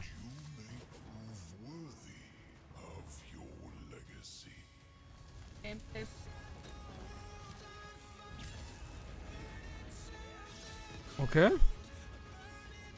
Okay.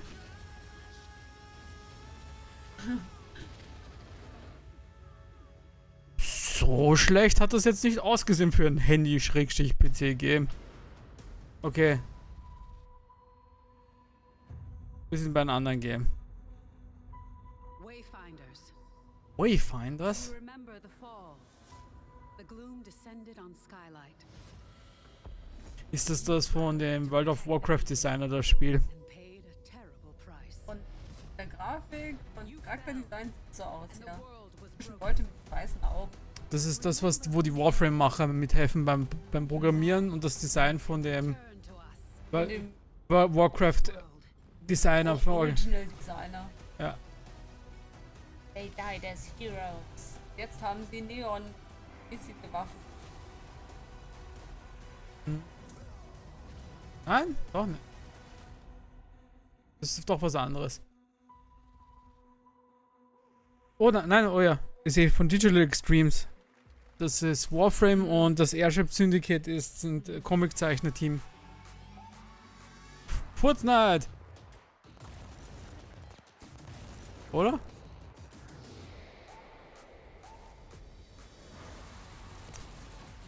Scheinbar nicht, aber es schaut nach Fortnite aus.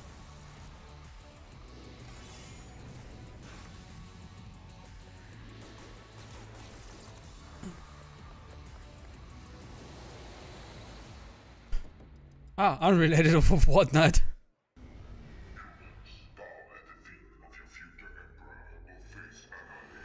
Was? Ich verstehe nichts. You don't stand a chance.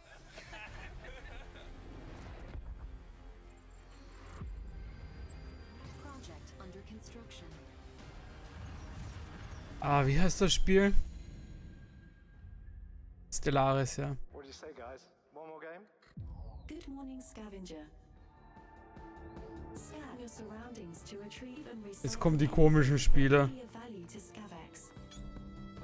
Jetzt kommen die komischen Spiele. Das schaut aus wie Roblox. Also Space Trash. Scavenger. Okay, ein Paradox Interactive Game. Ah. Star Trek. Our fleet is cautiously entering hostile territory. And the crew is standing by. Das ist das Star Trek Mobile Game. Das ist eine Game. We are the Borg. This is the Borg. Eigentlich ist es eine Xbox. Es ist ein Würfel und es ist grün. Eine Xbox. We are the Xbox. You are now under our control.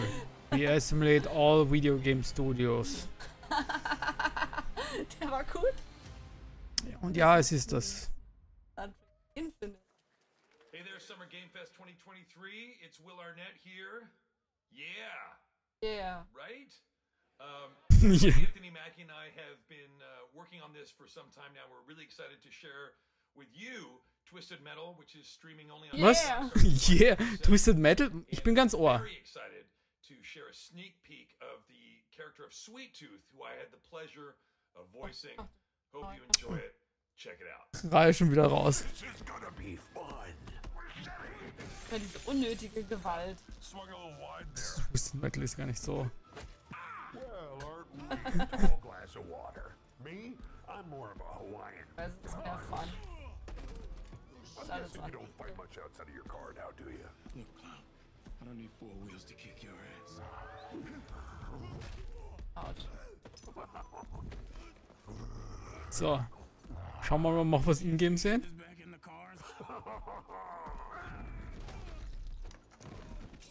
How about a little kill music? Liebe der Vida Loca. Kill Music, liebe der Vida Loca. Lalalala. Ich bin absichtlich ein bisschen lauter wegen der Hintergrundmusik. All night long. Like when the beat go? Baby, let your booty go. Girl, you want to show?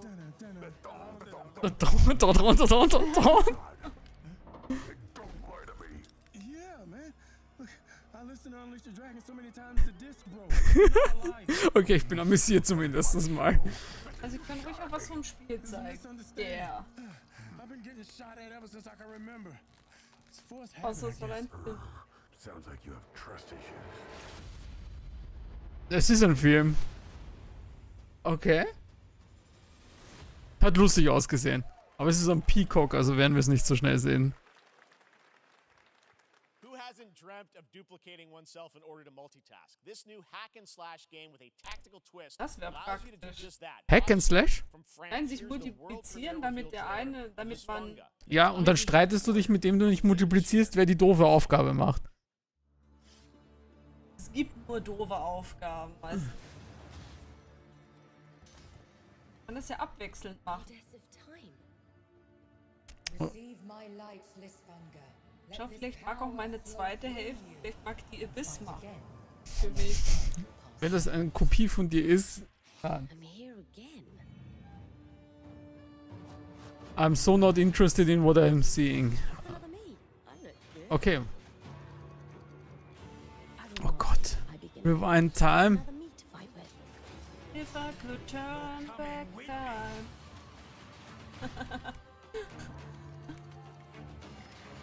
Combine with yourself. You're not the only one who can be in multiple places at once.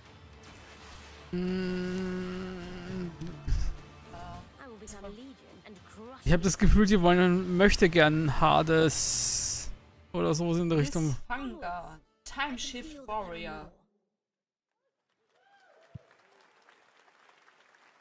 Dann machst du einen auf Schweiß aus My Hero Academia und du weißt nicht mehr, wann das Original ist, das stimmt.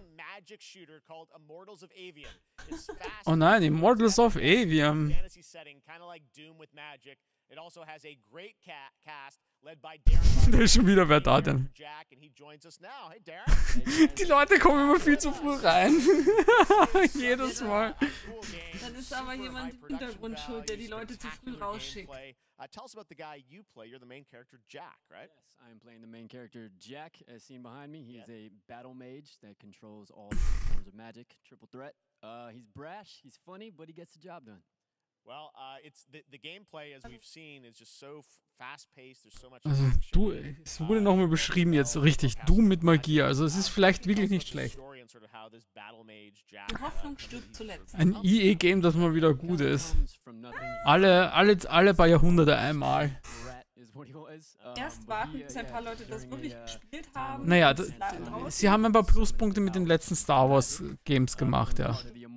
Also. Und mit ihren Sportspielen haben sie gleich wieder alles kaputt gemacht. Ja. Ich weiß nicht, ob ihr das schon gehört habt. EA meint, dass sie NFTs in ihre Sportspiele jetzt noch reinbringen. Was zur Folge hat, dass die dummen Sportsgamer, die sich jedes Jahr 10 Billionen Dollar an FIFA-Karten kaufen, in-game und dieses Jahr drauf mit der neuen Version wieder kaufen müssen, werden genau auf diese dummen NFTs auch reinfallen.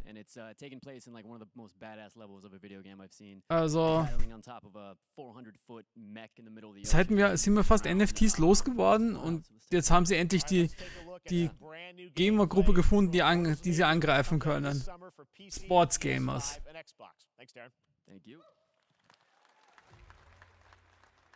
Sandrax literally pushed us to the edge. Everyone that can fight already is. And we're still losing. Ich muss da sagen, es gibt einen großen Unterschied bei EA zwischen EA Originals und EA Game Studios. EA Originals sind alle die ganzen Indie-Studios, die sie unter einem Banner gefasst haben. Die arbeiten alle unter EA Originals. Das sind die was sich um die meisten guten Games rausbringen, die von EA jetzt gerade im Moment kommen. Das sind die auch Singleplayer-Games machen dürfen.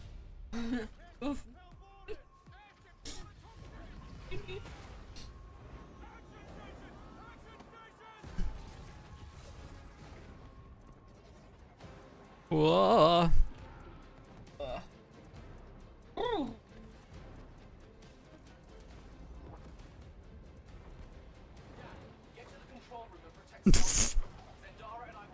Der Bildschirm.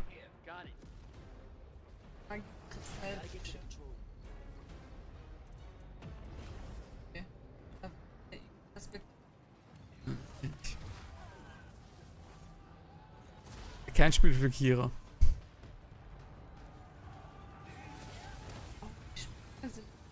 Ich glaube, das ist gerade da, wenn man jetzt in der Luft ist. In den anderen Trailern hat man schon anderes gesehen. Spring nochmal.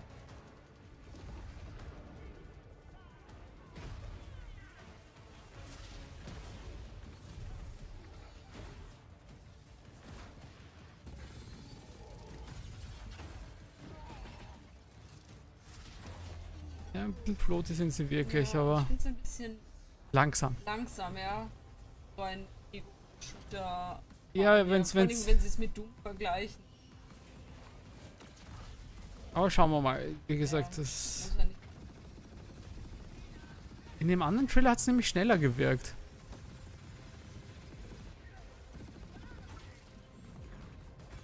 Passagenweise schaut es auch schneller aus.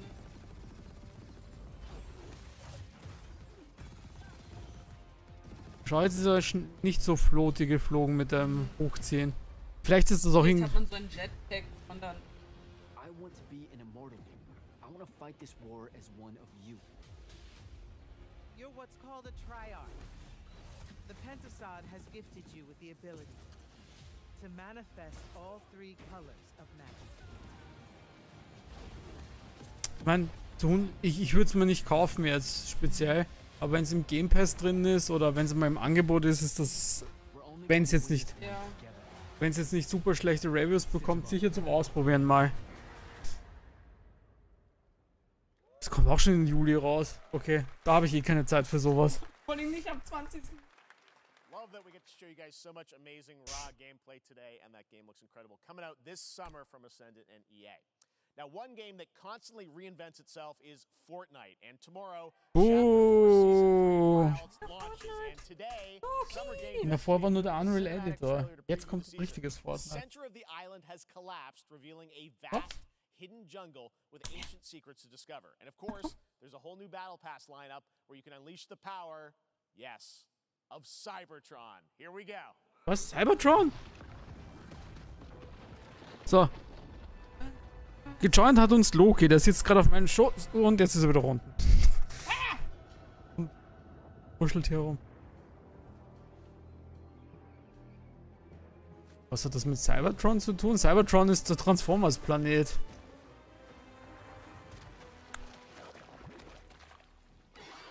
In den alten. In den alten sicher irgendwelche nach Jurassic Park aus.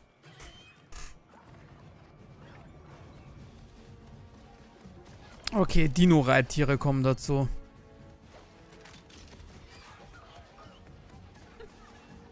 Weg mit Fortune. Fortnite, geh mir weg.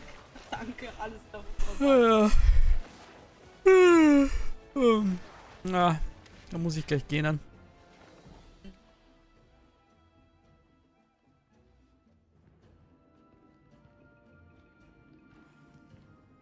Oh.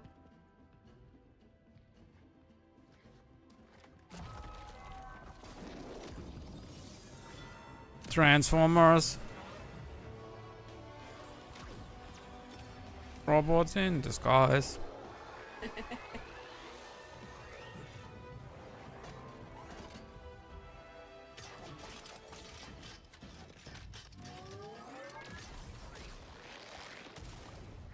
Okay. Das ist Ein wie immer. lustiger Optimus Prime Skin. Der wird auch lustige Waffen. Und lustig tanzen können. Ja.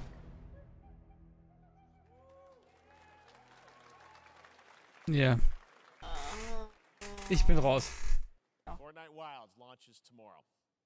Tomorrow. Guys, it's time to get to our grand finale. Okay. And it is a deep honor for me to present this game. Okay. What you're about to see is a world premiere trailer that gives World us premiere. a new look at an expansive world we can't wait to explore again. This Again. game comes from a studio that surprised the world and redefined the RPG genre with its iconic characters and rich storytelling. Okay. I want to thank them for this trailer for one of gaming's most anticipated Final Fantasy? upcoming releases. Oh mein Gott, Final Fantasy. The rumors were true. Mit gerade Hype, hype, hype, hype, hype, hype, hype, hype, hype, hype. Sectors 0, 1, and 2. Barrett, Amidst the Tifa. wreckage of the expressway, search and rescue operations are already in progress. Danhaki. Aerith. Woo!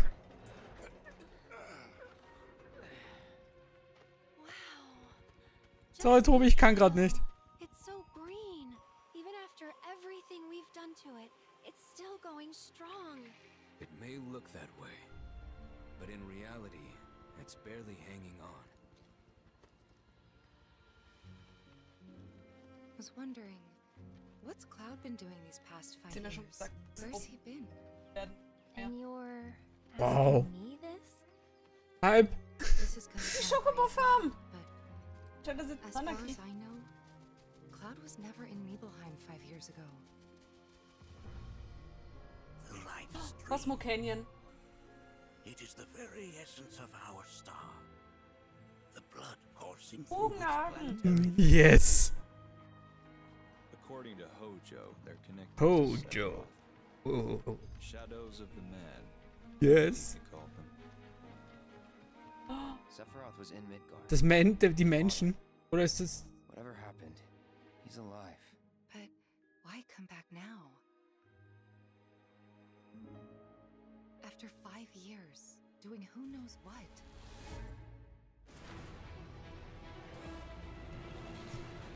Well now, think we woke it up. Angered it, more like.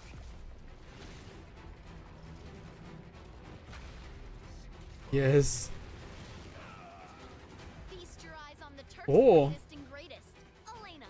She may be new, but she's still a Turk. Elena schaut gut aus. Aha.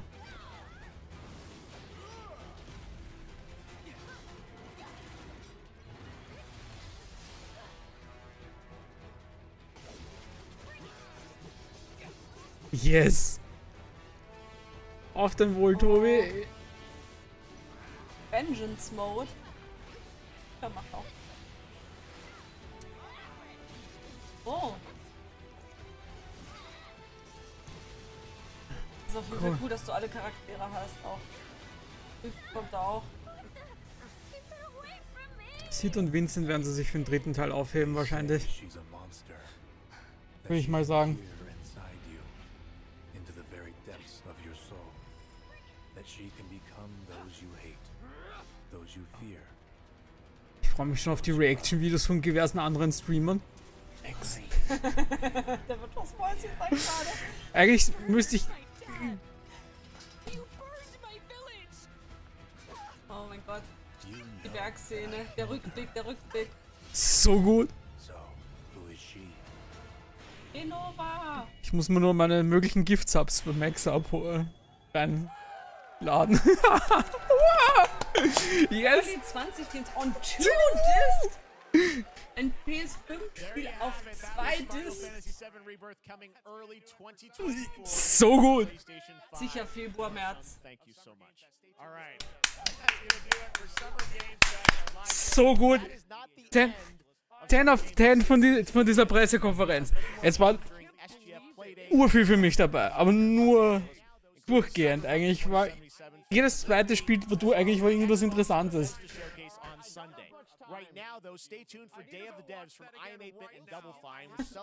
Ich höre nur was. Ich habe nur gerade nebenbei kurz einen Stream auch gemacht. Irgendwer zuckt da gerade aus. 50 Abos verschenkt gerade jemand. So cool. 96 Monate. Danke, Jeff Keighley. Woo! Das müssen wir in Resin verbrauchen. So, die ersten klappen schon ihre Sessel zusammen da. Da, da, da, da, da.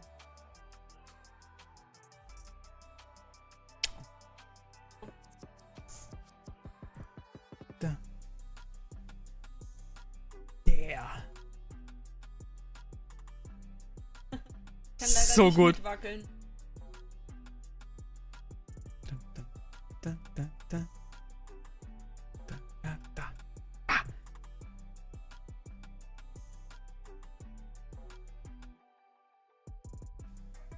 Mal irgendein